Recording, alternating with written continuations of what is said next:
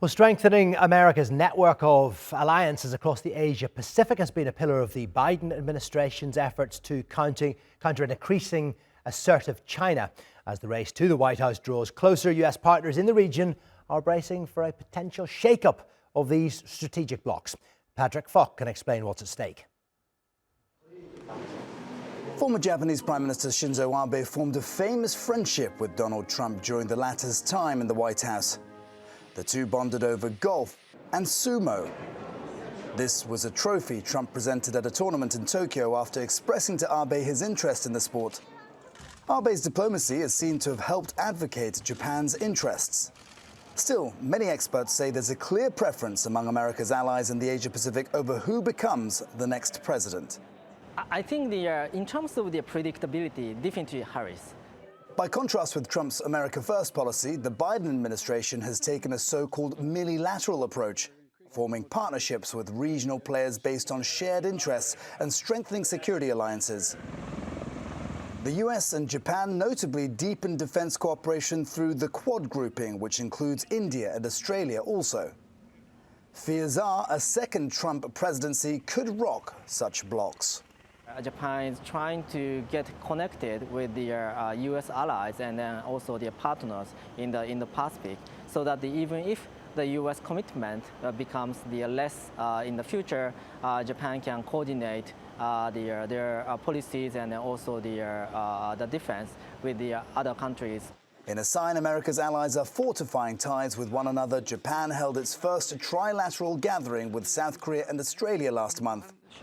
The US has acted as a counterweight to China's growing assertiveness in the region and supported its allies through deterrence. Even if its partners can coordinate with each other, experts say any pullback in Washington's security commitments will come as a blow.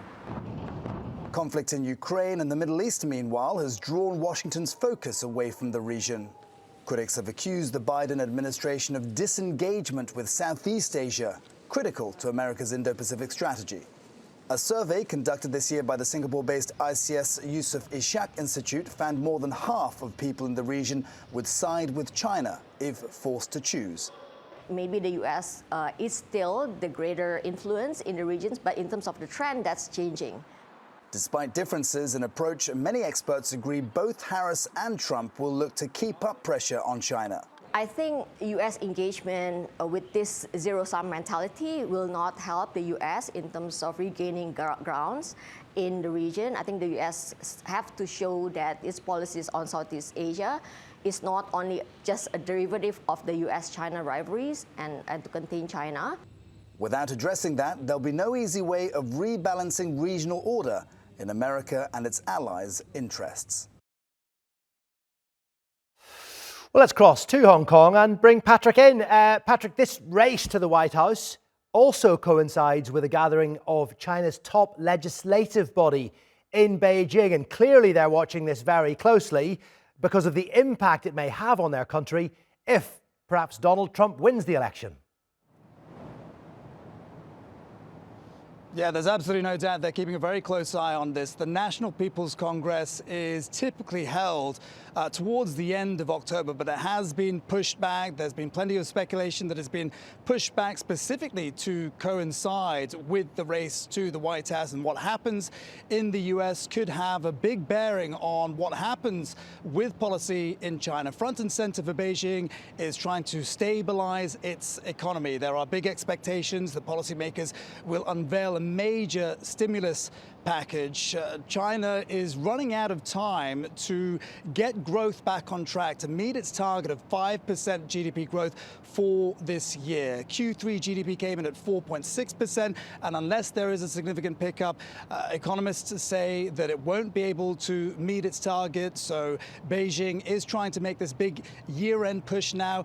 There is expectations of a major stimulus package, and experts are saying that whoever wins this race to the White House will have a major bearing on what this package will look like exactly. And of course, pollsters in the US are chopping and changing their predictions almost on a daily basis at the moment. But what more can you tell me about a poll that has been taken in China's top universities? I understand it's been pretty accurate in the previous years. Yeah, that's right. If past records anything to go by, this is Fudan University in Shanghai that we're talking about. It's one of the top-ranked universities in China, and they are saying that according to their research, which has used data that's been compiled up to 2 days ago, that a Trump win is highly likely. They're saying that there is a 60% chance that Trump will win the race.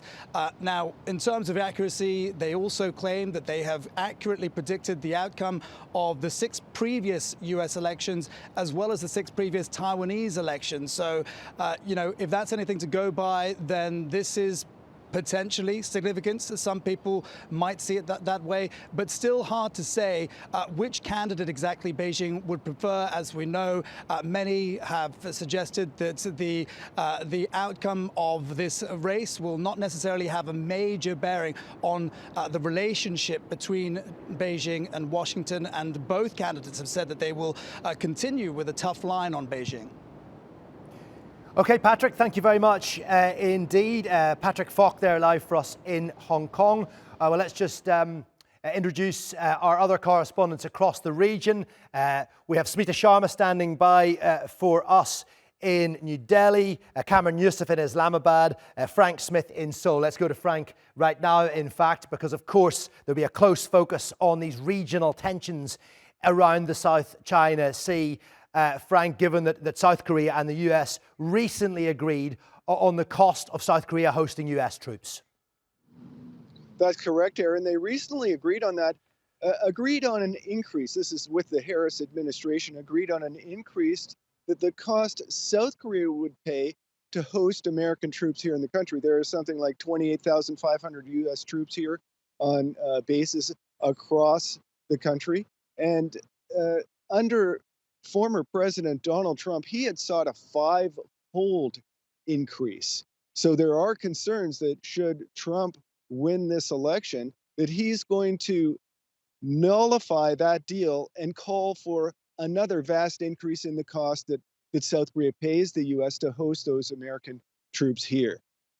Okay, Frank, and of course there is the relationship between Donald Trump and Kim Jong-un in North Korea to take into account. Thank you very much indeed for the moment.